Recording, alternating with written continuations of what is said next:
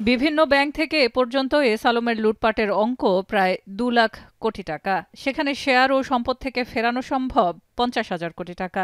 বেনামে থাকা সম্পদ এখন বিক্রি করছে এস আলম। এমন তথ্যে আইনি জটিলতা এড়াতে এস আলমের কোনো সম্পদ না কেনার পরামর্শ দেন গভর্নর। জানান, এ পর্যন্ত 6টি ব্যাংকের বোর্ড পুনর্গঠন করা হয়েছে। তালিকায় রয়েছে ব্যাংক খাতের অন্য মাফিয়ারাও।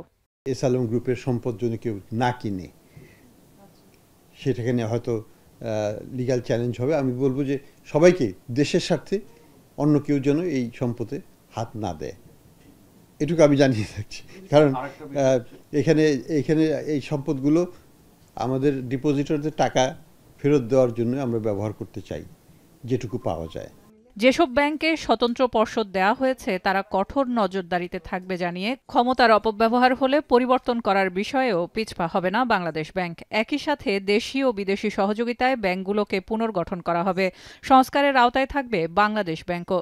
প্রত্যেকেই যেন খুব এফেক্টিভলি তাদের কাজ করেন এবং আমরা তাদেরকে সর্বতোভাবে সহায়তা দেব, আইনগতভাবে টেকনিক্যাল সাপোর্ট দিয়ে।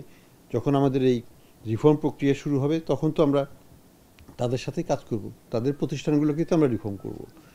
কাজেই তারা যদি এখানে সহায়ক ভূমিকা পালন না করে, আমরা অবশ্যই তাদেরকে পরিবর্তন করে ফেলব।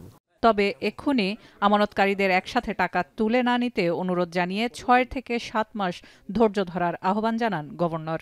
যদি সব গ্রাহক টাকা তুলতে যায়, ব্যাংক সে টাকা দিতে পারবে না, পৃথিবীর কোনো দেশেই পারবে না। কাজে আমি আমাদের গ্রাহকদেরকে বলবো যে আপনারা একটু ধৈর্য ধরুন। আমরা চেষ্টা করব ব্যাংকগুলোকে আস্তে আস্তে সবল করতে।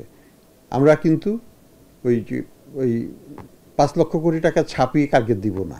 এদিকে নীতি সুদের হার বাড়ানো ইতিবাচক ফল দিলেও বন্যার কারণে উৎপাদন ও বাজারে সরবরাহ ব্যাহত হবে, যা মূল্যস্ফীতি নিয়ন্ত্রণে কিছুটা চিন্তার কারণ। তবে শিল্পের চাকা চলমানে এলএনজি ও পরের মৌসুমের কৃষির জন্য সার ও খাদ্যপণ্য আমদানিতে রিজার্ভ ব্যবহার না করার পরিকল্পনা করা হচ্ছে।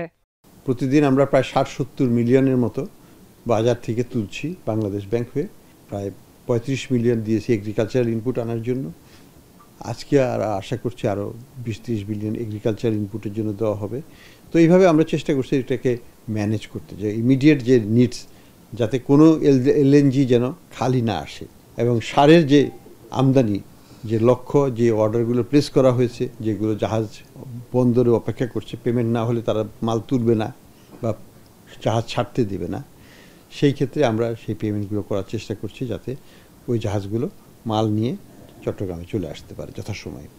তো আমাদের লক্ষ্য হচ্ছে যে রিজার্ভটাকে না কমিয়ে বাজারের ইন্টারব্যাংক মার্কেটকেই ব্যবহার করে এক্সচেঞ্জেরটাকে স্টেবল রেখে অনেকগুলো অবজেক্টিভ সরকারকে সহায়তা করা। এই মুহূর্তে চাল ছাড়া আমদানি নির্ভর বাকি সব কৃষি পণ্যের দাম আন্তর্জাতিক বাজারে স্থিতিশীল রয়েছে। ফলে আগামী 6 থেকে 7 মাস মুদ্রা বিনিময় হার একই ডিজিটে স্থিতিশীল রাখা গেলে আমদানি নির্ভর মূল্যস্ফীতি ঠেকানো সম্ভব। সেলিয়া সুলতানা, এখন, ঢাকা।